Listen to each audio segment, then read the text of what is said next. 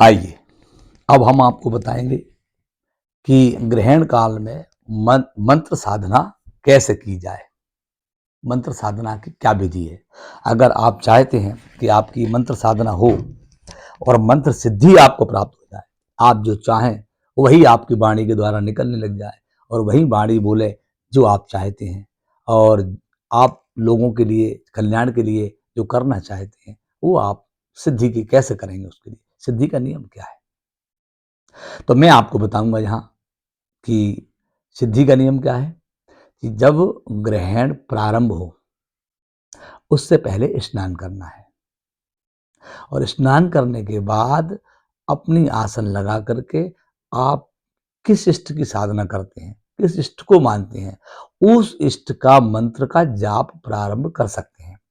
अब मान लीजिए आप हनुमान जी का इष्ट करते हैं तो लाल आसन, लाल कपड़े पहन करके आप तिलक लगा करके आचमन करके और 3 बार जल पी करके जो है हनुमान जी का ध्यान करके आसन लगाकर रुद्राक्ष की माला लेकर बैठ जाइए और बैठ करके जो है ग्रहण काल जैसे मान लीजिए 1 घंटे 19 मिनट है इस बार, तो 1 घंटे 19 मिनट में आप कितने पाठ कर पाएंगे।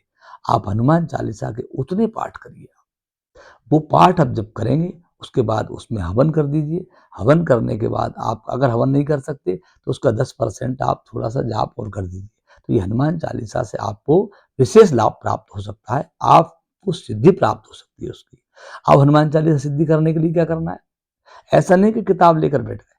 कोई अविवाहित बालक हो जिसकी उम्र जो है 12-15 साल की हो, ब्राह्मण बालक, बुला करके जो है उससे कान में अपने में हनुमान चालीसा सुन लीजिए आप, और सुन करके उस हनुमान चालीसा का, क्योंकि हनुमान चालीसा की आपको अब दीक्षा हो गई है और दीक्षा के बिना कोई मंत्र सिद्ध नहीं हो सकता। धरती पर कोई भी माई का लाल आपको सिद्ध नहीं देगा। अगर जिस मंत्र की आप जाप साधना कर रहे हैं उस मंत्र की दीक्षा परम आवश्यक है।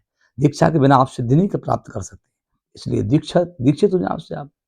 अब मान लीजिए आप रोगी हैं, आपके घर में बीमारी है बहुत ज्यादा और बीमार कोई हो रहा है, तो बीमार के लिए जो है एक ही उपाय है केवल कि आप हनुमान बाहुक का पाठ करें।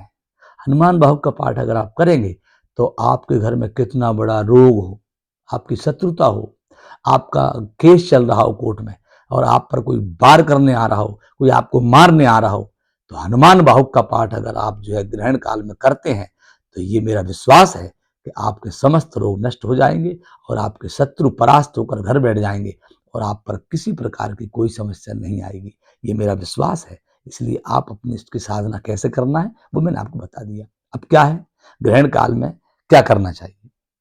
कि ग्रहण काल में अगर मान लीजिए कोई सोता है, ये लिखा है मेरे पास कि ग्रहण काल में शयन किया जावे तो रोग पैदा होता है, मूत्र किया जावे तो दरिद्रता पैदा होती है, मल का त्याग किया जावे तो कीड़े का शरीर मिलता है, और स्त्री संग किया जावे तो ग्राम के सूकर का शरीर मिलता है, और तेल आदि से मालिश किया जावे तो कुष्ठी होता है यानी कोढ़, और भोजन किया जावे तो नरक का वास होता है।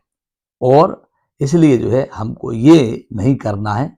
और इसी के साथ हमारा ये वीडियो अब विराम लेता है और अगले वीडियो की तरफ हम बढ़ेंगे। अगला वीडियो फिर ग्रहण को लेकर के आ रहा हमारा, और आप देखना ना भूलें। इस वीडियो को हमारे को सब्सक्राइब करें। अगर हमारे वीडियो को खोजना है तो पर्णकुटी आश्रम गुना मध्य प्रदेश के नाम से आप खोजेंगे, आपको वीडियो हमारे उपलब्ध हो जाएंगे।